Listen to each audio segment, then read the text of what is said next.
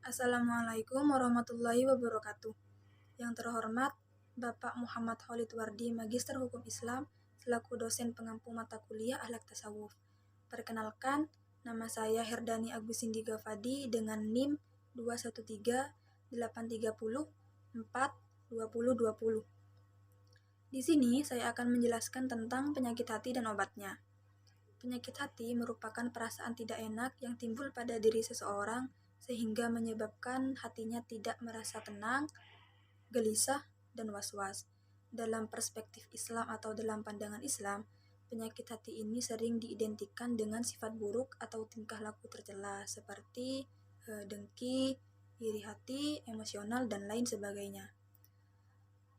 Setiap penyakit pasti ada gejala dan tanda-tandanya, sama halnya dengan penyakit hati, pasti ada gejala dan tanda-tandanya. Nah, gejala atau tanda-tanda penyakit hati yang pertama yaitu sulit untuk mengendalikan nafsu. Mungkin pada saat itu nafsu kita tidak stabil, sehingga mengakibatkan kita lebih condong untuk melakukan hal-hal yang tidak baik. Yang kedua, sering mengeluh. Dalam artian, hati kita sering tidak merasa puas dalam apa yang kita dapatkan dibandingkan dengan apa yang telah kita lakukan atau yang telah kita usahakan. Akibatnya, kita lupa untuk bersyukur dan lupa pada zat yang memberikan masalah tersebut. Yang ketiga, tidak sabar dengan proses. Karena setiap kejadian pasti ada sebabnya. Tidak mungkin sesuatu terjadi tanpa sebab yang mendahuluinya.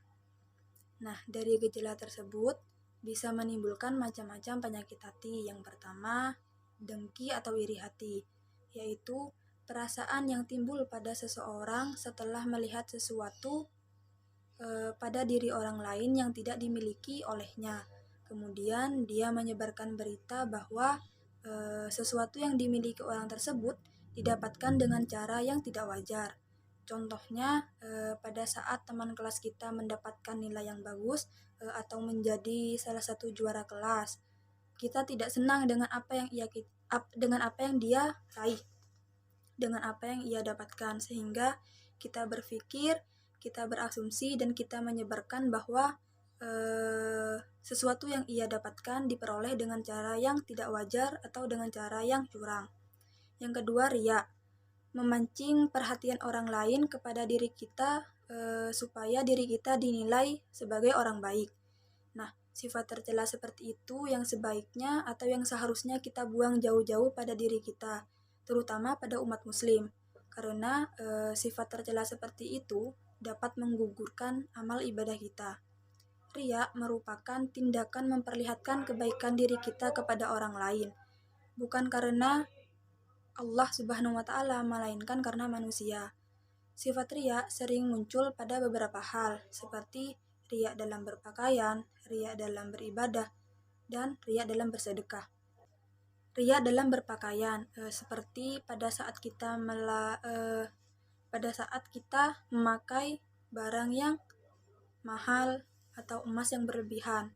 Nah, kita memakai semua itu pada intinya untuk menarik atau memancing perhatian orang lain agar mereka berpikir bahwa kita adalah orang yang mampu atau orang yang kaya. Riya dalam bersedekah, yaitu mendermakan harta kita, menyumbangkan sedikit rezeki kita kepada orang lain, semata-mata bukan ikhlas untuk menolong, tetapi untuk dinilai atau agar mereka menilai bahwa diri kita pemurah atau dermawan. Yang ketiga, rasa berbangga diri, yaitu perasaan yang timbul pada diri seseorang di mana ia menganggap bahwa dirinya lebih unggul atau menganggap dirinya lebih utama daripada orang lain, yang pada akhirnya timbullah sifat sombong, angkuh, dan merendahkan orang lain. Nah, bagaimana cara kita untuk mengobati penyakit hati tersebut? Dalam Islam sendiri terdapat obat hati yang dikenal sebagai 5 perkara. Yang pertama, membaca Al-Quran dan maknanya. Dengan membaca Al-Quran, seseorang yang tadinya merasa gelisah, merasa resah, nantinya akan merasa lebih tenang. Allah Subhanahu wa Ta'ala berfirman dalam surah Al-Isra ayat 82 yang artinya, dan kami turunkan dari Al-Quran sesuatu yang menjadi penawar dan rahmat bagi orang-orang yang beriman. Sedangkan bagi orang yang zolim, Al-Quran itu hanya akan menambah kerugian. Yang kedua, mendirikan sholat atau melaksanakan sholat malam, seperti sholat tahajud. Sholat tahajud memiliki banyak manfaat dan bisa mendekatkan diri kita kepada Allah Subhanahu wa Ta'ala.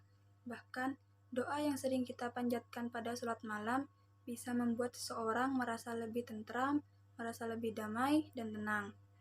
Yang ketiga, perbanyak berpuasa, yang artinya menambah ibadah puasa yang hukumnya sunnah, seperti puasa Senin Kamis, puasa Asyura, puasa Arafah, dan lain sebagainya. Yang keempat, berkumpul dengan orang-orang yang soleh. Nah, salah satu manfaat dari berkumpul dengan orang-orang yang soleh yaitu mencegah kita dari perbuatan maksiat dan mencegah dari penyakit hati. Yang kelima atau yang terakhir, perbanyaklah zikir malam. Sebagaimana pendapat zikir ini terdapat dalam surah Al-Ahzab ayat 41 yang artinya, wahai orang-orang beriman, berzikirlah dengan menyebut nama Allah, zikir yang sebanyak-banyaknya.